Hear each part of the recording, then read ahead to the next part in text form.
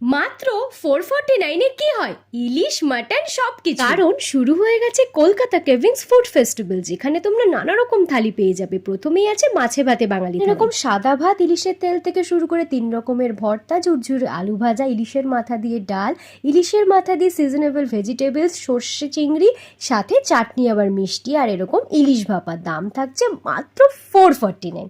আরে দাঁড়াও দাঁড়াও, শুধু এই থালিটা না, রয়েছে আবার খাসি প্রেমী বাঙালি থালি, যেখানে তোমরা এরকম লুচি, খাসির মাংস তো থাকছে, সাথে ডিমের ডেভিল, আর এরকম ইলিশ ভাপা।